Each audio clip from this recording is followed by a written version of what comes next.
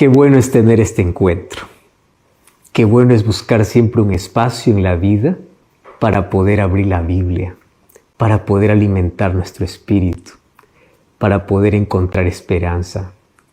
Y gracias por permitirnos acompañarte en este momento, allí en el lugar donde estés, en el país donde te encuentres.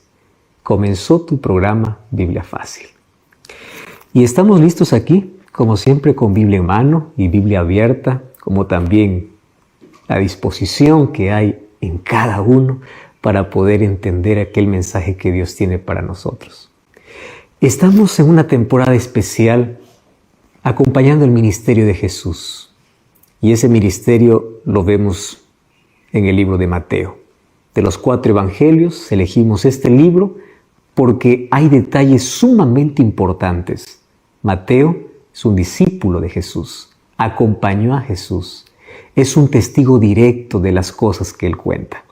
Y aunque cada evangelio tiene detalles que cuentan sobre el ministerio de Cristo, hemos visto por conveniente analizar el evangelio de Mateo, porque desde su comienzo él quiere colocar en la mente de todos aquellos que van a leer su evangelio, siendo guiado por el Espíritu Santo, de que Jesús es el Salvador y es el Rey del universo, el Rey prometido, pero sobre todo quiere ser Rey en tu corazón.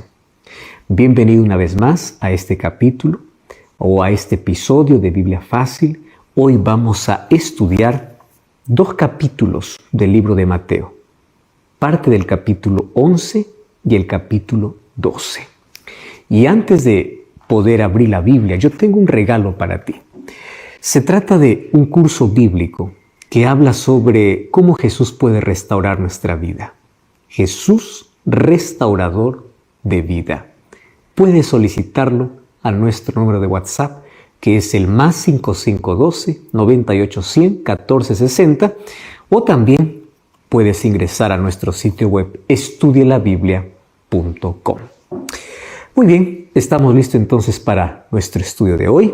Llama a toda la familia, toma lápiz, un papel, un cuaderno. Vamos a registrar uno de los capítulos que obviamente habla sobre el juicio que Jesús hace sobre algunas ciudades. Y con cierta tristeza, Él exclama, ¿por qué a pesar de todo ellos no se arrepienten? Luego hay un llamado, una invitación de Jesús. Y en el capítulo 12 vamos a ver una cuestión tan importante que desde el tiempo de Jesús ya obviamente vino contraacusación incluso contra Jesús mismo, que es por qué Jesús hacía algunas cosas en sábado. Hay muchos que han tomado el capítulo 12 de Mateo para decir que Jesús abolió el día de reposo, el día sábado. Vamos a ver si esto es verdad. Por eso, toma tu Biblia y vamos a orar. Oramos. Gracias, Señor, te damos por esta oportunidad que tenemos de poder estudiar tu palabra. Y hoy queremos profundizar nuestro estudio en ella. Pedimos que tu Santo Espíritu pueda, como siempre, hablar a nuestro corazón, que puedas bendecir a tantas personas que están acompañándonos en este estudio y que tus promesas sean una realidad en nuestra vida. Ayúdanos a encontrar en ti paz, fortaleza y el descanso que necesitamos. Eso es lo que veremos hoy y pedimos que tu Espíritu Santo nos guíe en este estudio. En el nombre de Jesús. Amén. Vamos al libro de Mateo capítulo 11, versículo 20 hasta el versículo 24. Allí dice, entonces comenzó a reconvenir a las ciudades en las cuales había hecho muchos milagros porque no se habían arrepentido. ¿Sabes que aquí Jesús hace una denuncia muy fuerte? Resulta que él había favorecido a algunas ciudades más que a otras. ¿En qué sentido? En que en algunas ciudades hizo la mayor parte de sus milagros. Y los milagros, obviamente, para el pueblo constituyen un lenguaje mucho más convincente que las palabras. Estas ciudades recibieron todo. Y Jesús nunca reprocha sin haber agotado todos los métodos suaves de comunicación y de servicio. ¿Mas por qué viene este reproche? Dice, porque ellos no se habían arrepentido. ¿Y sabes qué cosa es extraño? Y eso es extraño, porque no habían rechazado los milagros. Cada vez que Jesús aparecía, La gente se amontonaba de su lado, llevándole toda clase de enfermos para que los sanara. Es decir, ellos sí querían los milagros. Tampoco rechazaban a Jesús. No hay un registro en que haya atentado contra la vida de Jesús, tanto en Nazaret o como en Jerusalén. El problema de estas ciudades era que aunque recibían a Jesús y aunque estaban dispuestos a ver milagros, el problema es que ellos no se arrepentían. Entregarse era el problema. Querían solamente recibir, pero no entregar ni siquiera sus pecados. Por eso no se arrepintieron.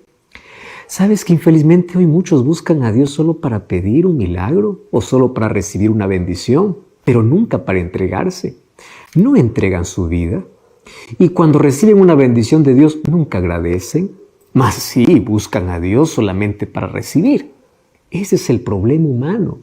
Muchos inclusive entregan solo sus problemas a Dios, pero no están dispuestos a entregar sus vidas a Dios. Hoy hay tantas iglesias de iglesias llenas de personas vacías, porque solamente van para recibir, pero no para dar. Y el versículo 21 y versículo 22 dice: ay de ti, Corazín, ay de ti, Betsaida, porque si en Sidón se hubieran hecho los milagros que han sido hechos en vosotros, hace tiempo que se hubiesen arrepentido con cilicio y ceniza. Por tanto os digo que en el día del juicio será más tolerable el castigo para Tiro y para Sidón que para vosotras. Ay de ti, Corazín, ay de ti, Betsaida. Esta era una advertencia cargada con un sentimiento de dolor. No es un clamor de venganza, no es un deseo de castigo, porque la venganza es un sentimiento que nace en el corazón humano, que es egoísta y es pecador. En cambio, la piedad y la misericordia son propios de Jesús y de todos aquellos que siguen a Jesús. Pero después de esta advertencia viene la explicación. Y la explicación, ¿por qué la ruina para Corazín y para Betsaida? El problema era por la falta de arrepentimiento. O sea, a pesar de tanto milagro que vieron, a pesar de tantos milagros que se hizo en esas ciudades, nunca se arrepintieron. Y Jesús dice, si los mismos milagros hubiesen realizado, hubiesen sido hechos en Tiro y en Sidón, hace mucho que esas ciudades se habrían arrepentido. Quizás la misma experiencia de Nínive después de la predicación de Jonás nos puede ayudar a entender. ¿Qué cosa ocurrió? Porque resulta que parece que las personas que están más alejadas de Dios tienen más disposición de arrepentimiento que aquellos que se creen que están más cerca de Dios. ¿Será porque los más religiosos se sienten orgullosos de su religiosidad o de su religión? ¿Será porque la persona religiosa se insensibiliza en la rutina de lo formal? ¿No tiene raíces profundas? ¿No escucha más la voz del Espíritu Santo? Tú sabes que hay muchos religiosos que ya no son sensibles al llamado de Dios.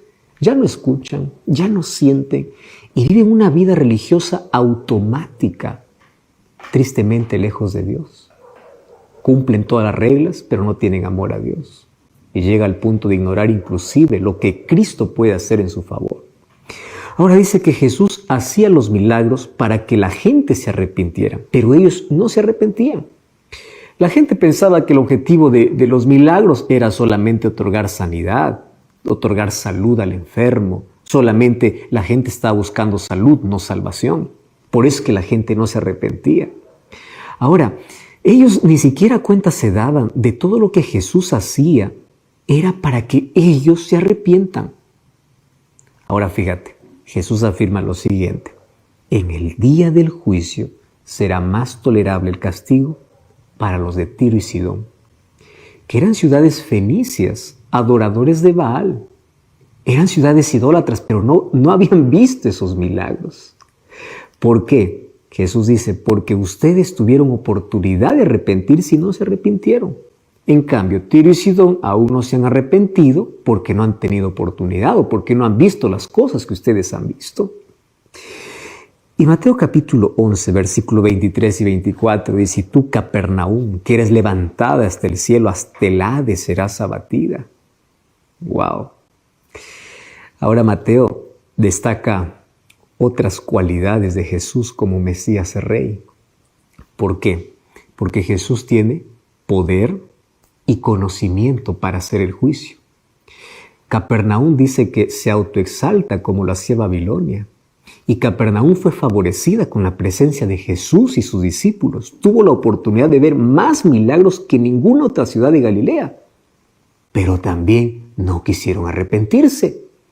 Ahora, tuvieron tantas oportunidades y ellos siguieron con su vida. Y es cierto que Capernaum, como todo Galilea, era una ciudad de población mixta, con presencia abundante de gentiles. Pero ahí había muchos judíos. Y Jesús sabe que si se hubieran hecho esos mismos milagros, inclusive en Sodoma, esa ciudad, dice, permanecería hasta ahora. Ahora, ¿quién sabe de eso? Nadie más que Jesús.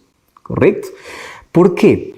Jesús dice, el juicio sería más tolerable para esas ciudades que para Capernaum. Porque Capernaum recibió tantos milagros, se cree superior a todas, pero no hay arrepentimiento. En este dicho de Jesús aparecen tres asuntos relacionados: la revelación, la posesión de todas las cosas y la paz. Jesús posee la revelación. Mira lo que dice Mateo 11, 25 y 26. Dice, en aquel tiempo dijo Jesús, Padre, yo te alabo, Señor del cielo y de la tierra, porque escondiste estas cosas de los sabios y de los entendidos y los revelaste a los niños. Sí, Padre, porque así te agradó. Te alabo, Padre, dice Jesús. ¿Por qué? Porque la revelación que Jesús trajo fue dada a conocer a los que son como niños, no a los sabios e instruidos. Ahora, ¿por qué dice esto? ¿Es porque se trata de un mensaje ingenuo o de un conocimiento irracional que los sabios se dan cuenta y lo rechazan? No. La cuestión es más profunda. Se trata del conocimiento en sí. Se trata de la revelación que tiene un contenido. Ahora fíjate, aquí no tiene que ver con la capacidad de comprensión de los destinatarios, como si los que son como niños tuviesen mayor capacidad que los sabios y los instruidos. No se trata de eso. Tiene que ver, dice, con la voluntad de Dios.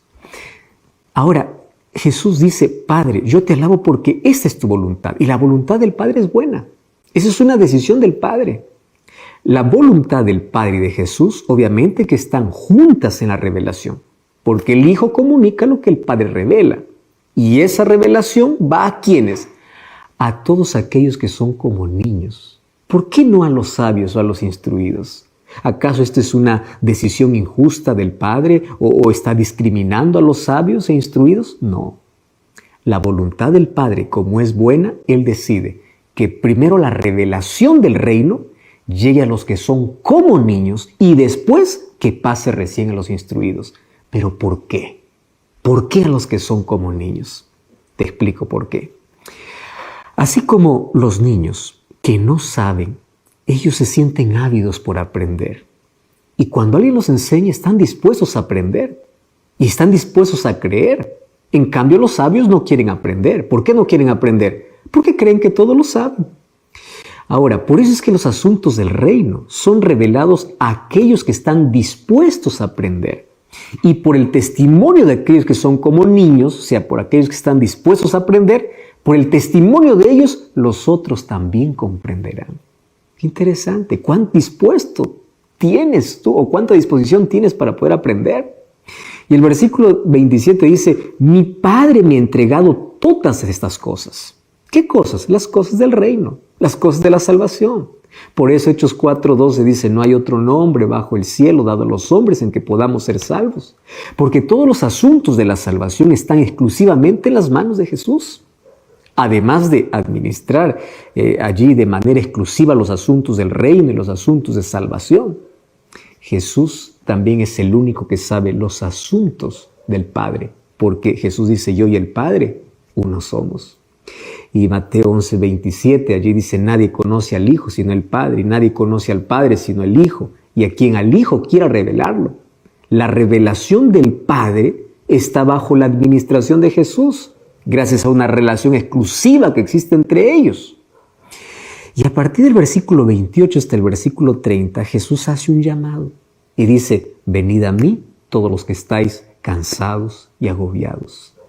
La multitud entendió enseguida este mensaje. ¿Por qué? Porque los más religiosos sufrían su religión formal como una carga pesada que no les producía alivio, no les producía consuelo. Los pecadores y los publicanos sentían el peso del desprecio de los más religiosos, así que ellos ya no tenían ni siquiera esperanza. Entonces les pesaba las leyes de los dirigentes, les pesaba el costo de los ritos y de los impuestos que tenían que pagar al templo, pesaban las exigencias que siempre estaban creciendo dentro del sistema religioso judío, pesaba la frialdad de las formas religiosas que debían observar meticulosamente, pesaba la relación sospechosa en las cuales ellos vivían, pesaba la culpa que cargaban. O sea, nada había que los pueda librar de la amargura y del peso que deja el pecado sin siquiera encontrar solución. Ellos estaban cansados, estaban agobiados. Y aquí esta invitación incluye a todos los seres humanos de todos los tiempos. ¿Cómo poder ignorar la marca que deja en el alma la culpa, el pecado? ¿Cómo poder ignorar la aflicción que surge allí en el ánimo triste después que uno ha desobedecido? ¿Cómo poder ignorar eso? Ahora Jesús invita y dice, ven, yo te daré descanso, porque yo tengo el descanso final. Y este es un descanso que abarca toda la vida, un descanso de tus luchas, que estás desgastado, de tus sombras, de la culpa, del miedo, de cualquier cosa. Y ahí dice, llevad mi yugo sobre vosotros. ¿Sabes que el yugo es un instrumento de madera que une a dos bueyes para que puedan caminar juntos? Y dice, mi yugo es fácil y ligera mi carga. Y aprende de mí de que soy manso y humilde de corazón. Yo sé comprenderlos, yo tengo el perdón, yo tengo la gracia. Conmigo tendrán la bondad y el amor, tendrán protección y refugio, tendrán salvación, tendrán vida eterna, tendrán consuelo, tendrán todo. Aprendan de mí. Mi yugo es fácil y ligera mi carga. Este es el secreto de la vida cristiana. El yugo sirve para unir dos bueyes y Jesús dice, yo quiero colocar mi yugo sobre ti para poder caminar juntos, para que en la medida que camines juntos aprendas de mí. No aprendas a cumplir un conjunto de reglas, sino aprende a vivir alegre. No pienses que la vida cristiana es una vida de obligaciones, es una vida de satisfacciones, pero eso lo descubres en la medida que dejas tus cargas en Jesús y en la medida que aprendes a caminar con Él. Mi yugo es fácil y ligera mi carga. ¿Sabes que hasta aquí en el capítulo 11, por lo menos hemos aprendido 3 cosas importantes? Lo primero, Dios ya hizo muchos milagros en tu vida. Probablemente todas las cosas que hizo fueron para llamar tu atención al arrepentimiento. Pero hasta aquí solamente has recibido y nunca estuviste dispuesto a dar. Nunca te entregaste. Siempre diste la espalda y como ya mencioné, tenemos tantas iglesias llenas de personas vacías, de personas que solamente van a buscar algo, van a buscar bendición, van a buscar un milagro, pero no buscan salvación, no buscan a Jesús. Hay tanta gente que está en una iglesia solamente por un interés. Hay tanta gente que solamente está por un milagro. Hay tanta gente que está solo por prosperidad financiera, pero no por salvación. Y Jesús dice, ay de ti. Lo mismo que dijo sobre aquellas ciudades donde había hecho tantos milagros y no se había arrepentido. Hoy Jesús también te dice, ay de ti. Yo hice todo esto para que tú te arrepientas, para que tú te entregues. Pero solamente has recibido, pero compromiso no quieres conmigo. Ay de ti. Número 2. Dios da su revelación a aquellos que están dispuestos a aceptarla. Por eso es que no es casualidad que estés viendo este programa. Y todas estas cosas tú lo estás entendiendo. ¿Por qué? Porque tú estás dispuesto a aprender. Y aprender lo que la Biblia dice. Y cuando uno abre la palabra de Dios con un espíritu humilde, cuando uno abre la palabra de Dios pidiendo que Dios pueda iluminarte, Dios te guía, Dios te revela, Dios te muestra su plan. Ahora, por eso es que todos aquellos que son como niños entienden la revelación de Dios. No significa que aquellos que tienen títulos y doctorados no entienden. No significa eso. Significa cuál es tu actitud frente a la palabra de Dios. Porque algunos la abren solamente para discutir. Algunos la abren solamente para desobedecer. Algunos la abren solamente para argumentar y para contradecir a Dios. Si tú vas con un espíritu humilde, Dios te revelará grandes cosas. Y en la medida que vayas obedeciendo, te revelará más cosas. ¿Comprendes ahora? ¿Por qué algunos un pasaje tan simple no lo pueden entender y otro lo entiende? Porque la revelación es dada para aquel que está dispuesto a aprender. Mientras más luz recibes, más responsable eres, pero más conocimiento tienes, más revelación tienes. Y finalmente, allí Jesús te invita, ven a mí. Yo sé tus luchas, sé que estás cansado, desgastado. Y ese ven a mí no solamente es para aquel que no ha aceptado a Jesús, es para aquel que está viviendo una religión formal, para aquel que está cansado de cumplir reglas y estar siempre en una obediencia por obligación.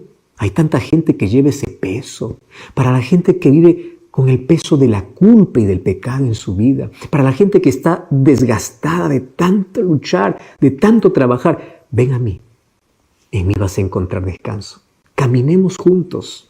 Así como un yugo permite que dos bueyes caminen juntos, nadie va adelante ni atrás, permite que mi ley en tu vida, mi palabra en tu vida, te haga caminar junto a mí. Y cuando tú caminas junto a mí, tú vas a ser como yo, dice Jesús, manso y humilde de corazón. Y cuando seas manso y humilde de corazón, vas a evitar problemas, porque nuestros mayores problemas en la vida tienen que ver con nuestra falta de mansedumbre, nuestra falta de humildad. En la medida que caminamos con Jesús y nos entregamos a Él, encontramos respuestas, esperanza y descanso. Allí culmina el capítulo 11, pero luego Mateo nos lleva a otro escenario, al escenario donde personas comienzan a discutir a Jesús sobre el día de reposo. Y eso es lo que veremos ahora. Un asunto interesante que Mateo escribe en el capítulo 12 tiene que ver con Jesús como el Señor del sábado. ¿Sabes que la oposición contra Jesús estaba creciendo en Galilea? Y no se trataba de una protesta por causa de milagros. El asunto para ellos era más serio, el sábado. Y Mateo lo cuenta para describir a Jesús como el Señor del sábado. Y dos incidentes en sábado él lo junta. Uno simple, en el sembrado, el otro en la sinagoga, con un milagro. No ocurrieron en una secuencia cronológica, pero Mateo los coloca juntos para poder aclarar bien el tema y demostrar la relación de Jesús con el sábado. ¿Estás listo? Ahora, muchos hoy toman estos textos bíblicos para afirmar que Cristo abolió el sábado porque hizo milagros el día sábado. Mas el problema nunca fue si el sábado era o no era el día del Señor. El problema era cómo guardar el sábado. Los judíos pues habían puesto cargas absurdas y pesadas que eran tradiciones por encima de los mandamientos de Dios. Por ejemplo, ellos decían que nadie podía caminar más de 1 kilómetro en el día sábado porque consideraban pecado. Ellos ni siquiera podían escupir el sábado a la tierra porque creían que estaban regando la tierra. ¿No te parece esto absurdo? Eran tradiciones absurdas que Jesús obviamente las confrontó y Él nos enseñó cómo guardar correctamente el día de reposo. Veamos el primer incidente. Mateo capítulo 12, versículo 1 al versículo 8 dice que en aquel tiempo iba Jesús por los sembrados en un día sábado o en un día de reposo. Y sus discípulos tuvieron hambre y comenzaron a arrancar las espigas y comer. Y bueno, viendo los fariseos le dijeron, tus discípulos hacen todo lo que no es lícito hacer en el día de reposo. Pero él les dijo, ¿no habéis leído lo que hizo David cuando él y los que estaban con él tuvieron hambre? Cuando entró en la casa de Dios, comió los panes de la proposición que no le era lícito comer, ni a él ni a los que con él estaban, sino solamente a los sacerdotes. ¿O no habéis leído en la ley cómo en el día de reposo los sacerdotes en el templo profanan el día de reposo y son sin culpa? Pues os digo que uno mayor que el templo está aquí. Y si supieses qué significa misericordia quiero y no sacrificio, no condenaríais a los inocentes, porque el Hijo del Hombre es el Señor del día de reposo. Ahora, fíjate qué interesante que en estos 8 versículos hay muchos detalles interesantes que nosotros hoy tenemos que analizar. Para que finalmente termine porque el Hijo del Hombre es el Señor del día de reposo. Marcos 2, 27 y 28 dice que el sábado fue hecho por causa del hombre y no el hombre por causa del sábado. Por eso el Hijo del Hombre es también el Señor del sábado. El primer incidente dice que Jesús pasaba por los sembrados y los discípulos tenían hambre. O sea, era el tiempo donde se cosechaba el trigo, por lo menos ya estaba madurando. Y el trigo tierno en las espigas pues ya tenían una suave consistencia, de un cuerpo definido, obviamente sin ser duro. Los discípulos pusieron una espiga sobre su mano izquierda y con la otra empezaron a refregar suavemente sobre los granos para poder tener allí detrás de ese cofre vegetal aquel trigo que recién estaba madurando. Y estos estaban repitiendo mientras seguían a Jesús. No es que se detuvieron, mientras estaban con Jesús. Y claro que ellos no iban solos, habían allí fariseos. Y ellos estaban siempre para levantar la voz. Y van a Jesús y le dicen, tus discípulos no están haciendo lo correcto porque hoy es sábado. ¿Cuál era el problema? Es que en su forma legal de poder entender la ley, ellos interpretaban que los discípulos estaban cosechando trigo. Y no era así. No tomaron en cuenta que los discípulos estaban hambrientos. La noche estaba cayendo ya sobre ellos y el cansancio que se había acumulado sobre el cuerpo desde la madrugada pues era intenso. Y no fue posible distraerse un solo instante ni siquiera para comer, ellos tenían hambre. Entonces, los fariseos no pensaban en los discípulos, los fariseos jamás pensaban en la gente cuando se trataba de un asunto legal, porque para ellos la ley era suprema. Y los humanos, obviamente, para ellos eran solo objetos de rígida obediencia y sin afecto. Jesús, como siempre paciente y tolerante, esta vez coloca un poco de ironía en su respuesta y le responde a los fariseos, ustedes no han leído lo que hizo David en aquella ocasión, cuando él y sus compañeros tuvieron hambre. Ustedes que todo lo saben, irónicamente Jesús dice, ¿olvidan o se hacen los olvidadizos para condenar? David entró en la casa de Dios, tomó para sí y para sus hombres el pan sagrado que solo podían comer los sacerdotes. Ustedes, sin embargo, podrían decir, pues, esto fue hecho por un hombre que no cumplió la ley. Y allí Jesús continúa. ¿No han leído en la ley que los sacerdotes, incluso por su trabajo abundante en el templo, pareciera profanar el sábado y son sin culpa? ¿Por qué? Claro, porque al ofrecer los sacrificios no están ejecutando un trabajo secular. Ellos están realizando un trabajo al servicio de Dios que ayuda a la salvación de todos los pecadores. Ahora, este es el tipo de trabajo que estos hombres han estado haciendo durante todo el día. Han estado trabajando a favor de los otros. Ellos están comiendo, como David tenía derecho a comer, y como los sacerdotes, que en el día sábado parece que transgreden, pero no lo hacen porque están ayudando en la salvación de las personas. Entonces, aquí no hay condenación, aquí no hay ni transgresión del sábado, porque ustedes están allí colocando algo absurdo, pero tampoco hay condenación para ellos.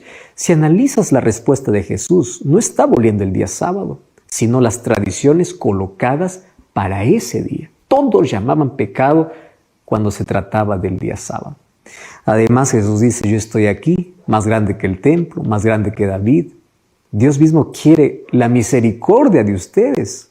Y ustedes no están mostrando misericordia para estos hombres. Misericordia quiere Dios para que todas las personas, especialmente los inocentes, no sean condenados. ¿Qué cosa está diciendo Jesús? En cambio, ustedes están condenados o están condenando a los que no son culpables. Y por último, Jesús concluye diciendo, quiero que ustedes sepan que el Hijo del Hombre es el Señor del sábado. Ahora, al absolver de culpa a los discípulos, no abolió el día sábado, solamente dio el verdadero sentido, que no fue hecho para esclavizar al ser humano, fue hecho para darle el verdadero reposo de Dios. Aquí hay una diferencia enorme entre legalismo y amor. Tú puedes guardar los mandamientos pensando que la ley te salva, eso está equivocado. Pero tú puedes guardar los mandamientos como respuesta de tu amor a Dios. Eso es cristianismo. El segundo incidente lo encontramos en Mateo capítulo 12, versículo 9 hasta el versículo 14. Dice que pasando por allí, vio que en la sinagoga había uno que tenía seco la mano y preguntaron a Jesús para poder acusarle, ¿es lícito sanar en el día sábado? Y él les dice, ¿qué hombre de vosotros que tenga una oveja, si ésta cayere en un hoyo en el día sábado, no le echa mano y la levanta? ¿Cuánto más vale un hombre que una oveja? Por consiguiente, es lícito hacer el bien en el día sábado.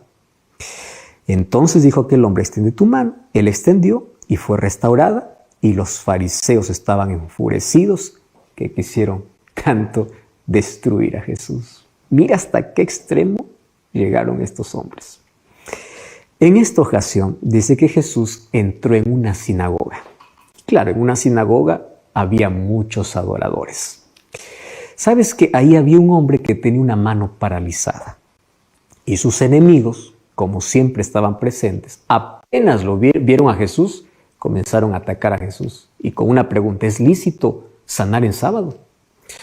Hasta ese momento Jesús no había hecho ni siquiera un ademán para poder hacer un milagro. Ahora, la pregunta que estaban haciendo los fariseos era pura provocación. Y sabes que con la intención de limitarlo o de condenarlo, le hicieron esta pregunta. Y Jesús les da una respuesta. Si una oveja de ustedes cae en un hoyo en el día sábado, ¿qué hacen? ¿Acaso no la sacan? Claro. Ahora, ¿cuánto más vale un hombre que una oveja? Y sepan bien, dice Jesús, que está permitido hacer el bien en el día sábado. Pero hay más. Fíjate lo que Jesús le está diciendo de manera indirecta. ¿Cómo piensan ustedes que en sábado no se puede hacer el bien a alguien cuando ustedes en sábado están pensando hacer el mal? Porque contra mí ustedes están pensando hacer mal, incluso en el día sábado. O sea, son rígidos con uno, pero con ustedes no. Y es allí donde Jesús hace el milagro. Extiende tu mano, le dijo al paralítico, y a aquel que tenía la mano paralizada. Y se quedó sano. Los fariseos, pues aquí se veían como los malos perdedores. Y allí crearon una disputa en base a sus malas intenciones, porque Jesús les había sanado y porque obviamente ellos habían quedado mal delante de toda la gente, sin argumentos. Así que salieron de la sinagoga para tramar cómo matar a Jesús. Y era sábado. Ahora, ¿tú crees que ellos eran esclavos del sábado? No, ellos eran esclavos del mal. Jesús estaba allí para librarlos del mal, porque Jesús solamente hacía el bien y Él es el Señor del sábado y nos mostró cómo guardar el sábado correctamente. ¿Cómo guardar el sábado? En Lucas 4:16, Jesús dice, o Él nos enseña que el sábado tenemos que ir al templo para adorar, porque era su costumbre ir a la sinagoga. Ahora, Jesús también nos enseña que los sábados es un día para hacer el bien, buscar personas afligidas para aliviar su dolor, visitar hospitales, encarcelados, o sea, todo aquello que sea de bien y que te lleve a una relación con Dios, con tu familia y con tu prójimo, también es una muestra de adoración a Dios. De eso se trata ese texto bíblico. Infelizmente, pues muchas personas tergiversan el texto y piensan que Jesús está aboliendo el día sábado. Jesús inclusive provocó 8 ocasiones para enseñar a todos ellos que el sábado, aún continuando vigente porque es parte de la ley de Dios, tiene que ser guardado correctamente. No con las tradiciones absurdas que ellos les habían colocado, sino debiera ser guardado con amor. ¿Por qué? Porque Dios no acepta una obediencia formal, una obediencia por amor. Y una obediencia por amor es aquel que busca adorar a Dios y hacer bien a los demás. La ley de Dios no fue abolida. No pienses eso de ninguna manera. Pero Jesús está aquí en contra de las tradiciones absurdas que se colocaron por encima de la ley de Dios. Y después de eso, Mateo nos cuenta 2 incidentes, de los cuales hoy muchas preguntas han surgido en tantas personas sinceras, porque luego va a hablar de un milagro más que Jesús hace y, como siempre, allí los fariseos negando la divinidad de Jesús, y allí Jesús coloca el pecado contra el Espíritu Santo. ¿Y cuál es ese pecado? ¿Será que yo ya habré pecado contra el Espíritu Santo? Es la pregunta que muchos se hacen. ¿En qué consiste el pecado contra el Espíritu Santo? La multitud dijo, ¿no será este el Hijo de David? El Espíritu Santo trabajando. O si estaban reconociéndolo como el Mesías. Pero ahí viene el enemigo. Y los fariseos dijeron así: no, por Belcebú, príncipe de los demonios, expulsa a demonios. ¿Sabes que su nombre en el Antiguo Testamento era Baal-Zebul, que significa Señor exaltado? Pero los israelitas, a manera de burla, lo llamaban Baal-Zebub, Señor de las moscas. Ahora, este dios junto a Dagón era uno de los dioses favoritos de los filisteos, que eran enemigos tradicionales del pueblo de Israel. Pero ¿quién era Jesús? ¿El hijo de David? Es decir, el Mesías, ¿o era el príncipe de los demonios? ¿Era el más poderoso del universo o el más perverso del abismo? Y la respuesta de Jesús contiene 3 tipos de evidencias que definen su posición y su poder. Primero, la evidencia del reino dividido, que conduce a la afirmación de Jesús de que el reino de Dios había llegado para ellos. La otra es la evidencia de la blasfemia contra el Espíritu Santo, que conduce al pecado imperdonable. Y finalmente, la evidencia del día del juicio, que conduce a la condenación en el día final. Ahora fíjate, Mateo capítulo 12, versículo 25 al 29, Jesús responde así: todo reino dividido contra sí mismo, pues será desolado, o sea, quedará en un desierto, sin estructura, sin organización, sin poder, sin nada, porque no hay peor destrucción que la autodestrucción. Y esto ocurre también en una ciudad o en una familia que está dividida contra sí misma, jamás permanece. Ahora, con Satanás no podría ser diferente. Jesús dice: si Satanás expulsa a Satanás, contra sí mismo actúa.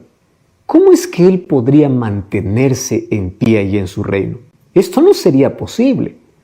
O sea, lo que está diciendo es: yo no soy lo que ustedes dicen ser, a los fariseos.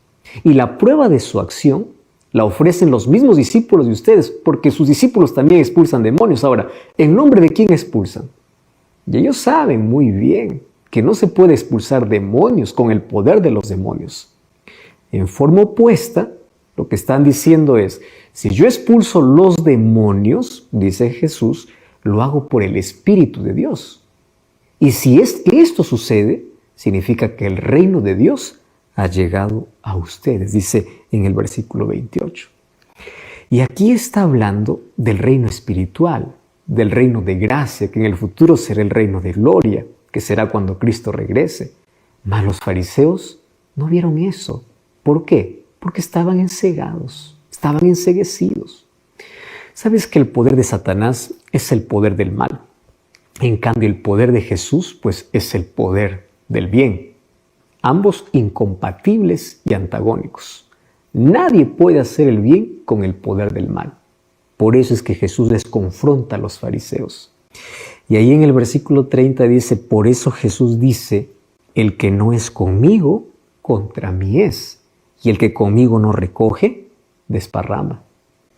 Los fariseos, que al parecer estaban en contra de Jesús y contra Satanás por considerar que Jesús tiene el poder de los demonios, ellos están declarando en contra de Jesús. Y ellos están colocando a favor de Satanás. Por eso es que Jesús dijo a los fariseos que la neutralidad con relación a Él es imposible. Quien no está conmigo está en contra de mí. Ahora, con respecto a cualquier otro maestro, a un líder político, la neutralidad quizás sería posible, es más, hasta aconsejable en muchas ocasiones. Pero ser neutrales con respecto al bien y al mal, eso no es posible. O estás con Cristo o estás en contra de Él. No se puede ir a cosechar junto a Jesús y en lugar de juntar gavillas, comenzar a desparramarlas. Y todavía pensar de que uno está trabajando para Él. Jesús, al utilizar aquella metáfora de la cosecha, se está identificando con Dios. ¿Por qué razón? Porque en el Antiguo Testamento, la cosecha final es un trabajo que se atribuye a Dios, según Joel capítulo 3, versículo 3 y versículo 14. Entonces, Cristo aquí usa algunas expresiones. El que no es conmigo, y el que conmigo no recoge. Y Él une la expresión anterior. ¿Y por qué? Porque aquí está hablando de actitudes de personas. Fíjate, aquellas personas que están con Cristo tienen que cosechar con Él o tienen que trabajar con Él. Además, aquí se coloca en un conflicto entre el bien y el mal y también la misión. No se puede decir, estoy con Cristo en la lucha contra el mal, pero no estoy dispuesto a trabajar en la misión que Él nos entregó. Ambas cosas van juntas. Por eso, quien está con Cristo está involucrado en la misión y no está desparramando, sino está juntando, está cosechando. Ahora, estar contra Jesús es un pecado, pero hay un pecado imperdonable, que es la blasfemia contra el Espíritu Santo. Y eso dice en el versículo 31. Si alguien como los fariseos dijera que el poder con el cual Jesús obra es el poder de Satanás, se le puede perdonar. Pero no se podría perdonar a nadie si dijera que el poder utilizado por el Espíritu Santo pertenece a Satanás. Eso sería una blasfemia contra el Espíritu Santo. O sea, no cualquier rechazo contra el Espíritu es blasfemia, sino la atribución de su obra al poder del demonio. Mientras este pecado no se cometa, pues el Espíritu continuará trabajando a favor del pecador. Porque en sí su obra, la obra del Espíritu Santo, es llevarnos al arrepentimiento, no importa dónde hayamos caído. El problema es cuando nos volvemos sordos ante su voz. Y cuando en lugar de escuchar su voz, nos entregamos bajo el dominio de Satanás. Ahí comienza un problema mayor. Ahora fíjate, a partir del versículo 36 y versículo 37, Jesús dice, en el día de juicio, todos tendrán que dar cuenta incluso de cada palabra que hayan dicho. Ahora, la absolución dependerá de la relación que hayamos tenido con Jesús, porque es Jesús quien marca la división entre los buenos y los malos. Él es quien vence el mal, y por eso es que los que hacen el mal son condenados. ¿Y por qué son condenados? ¿Por qué no han vencido el mal? Porque no han estado unidos a Jesús. Y serán condenados también ¿quiénes? Aquellos que rechazan el Evangelio. Eso dice el capítulo 10, versículo 15. Los que no se arrepienten, según Mateo 11, 21 al 24. Y los que no escuchan, o sea, los que no aceptan la palabra, según Mateo capítulo 12, versículo 41 y versículo 42. Todos ellos recibirán condenación, ¿cuándo? En el día del juicio. Entonces, aquí recapitulando, lo que está diciendo Jesús después de haber realizado este milagro es algo que todos necesitamos comprender. El pecado contra el Espíritu Santo es gradual. Primero, no se trata de un acto, no se trata de un hecho. Se trata de algo constante, donde el ser humano cada vez va cerrándose ante la influencia del Espíritu Santo. Primero tenemos que comprender que la labor del Espíritu Santo, el trabajo del Espíritu Santo, es convencer al pecador de su pecado y llevarlo al arrepentimiento. ¿Qué sucede? Cada vez que tú eres impresionado por el Espíritu Santo para oír la voz de Dios, para abandonar el pecado, si en lugar de aferrarte a Dios te aferras al pecado, dentro de la mente humana ocurre algo que no entendemos. Eso se llama el endurecimiento. Uno va perdiendo la sensibilidad para poder escuchar la voz de Dios. Entonces el Espíritu Santo llama y llama y llama. Y uno, en lugar de escuchar la voz del Espíritu Santo, se vuelve cada vez más insensible. Y mientras más insensible eres, más se endureces. Y mientras más te endureces, tu mente se va cerrando a la influencia del Espíritu Santo. ¿Sabes que en la Biblia yo encuentro grandes pecadores que encontraron perdón? Prostitutas que fueron perdonadas. El ladrón fue perdonado en la cruz. Saulo era un homicida. David fue un homicida. Encontramos varias personas que cometieron los mayores crímenes de la vida. En el Antiguo Testamento encuentro a Manasés, que hizo pasar inclusive a sus hijos por fuego. Cometió los mayores horrores. Pero aún así fueron salvos, porque todo pecado será perdonado. Mas el pecado contra el Espíritu Santo es algo más delicado. Se trata de una resistencia completa. Se trata cuando tú ya no quieres oír más la voz de Dios. Y quiero que preste atención a lo siguiente. Pecar contra el Espíritu Santo y no tener perdón, no se trata que Dios se cansó de perdonarte. Se trata de que tú ya no quieres pedir perdón. Por eso, mientras hay en tu corazón necesidad de cambiar, mientras tú no estés contento con lo que eres, es porque el Espíritu Santo sigue trabajando en ti. Hay muchas personas que preguntan y dicen, yo ya habré pecado contra el Espíritu Santo. Yo tengo pensamientos muy crueles. Yo ya me burlé de la Biblia. Yo ya hice esto, yo ya hice lo otro. ¿Habré pecado contra el Espíritu Santo? Y la respuesta es simple. Si aún eres consciente de que lo que has hecho es malo, es porque tienes conciencia de pecado. Y mientras tienes conciencia de pecado, porque tienes necesidad de Dios. Y mientras tengas necesidad de Dios, deja que el Espíritu Santo trabaje en ti para llevarte al arrepentimiento y hay salvación. Pero claro, no existe perdón para aquel que no quiere. No es que Dios se cansa de perdonar, sino es el ser humano que ya no se arrepiente más, porque ahora llama al pecado, ya no pecado, lo llama parte de su vida. Ya se acostumbró a desobedecer la voz de Dios. Se volvió insensible. Ya no siente necesidad. Ya no quiere cambiar. Él se acostumbró así, dice, yo así quiero vivir. Eso es una resistencia, una rebelión abierta.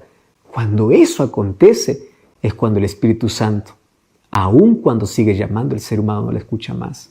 Y si el ser humano no le escucha más, entonces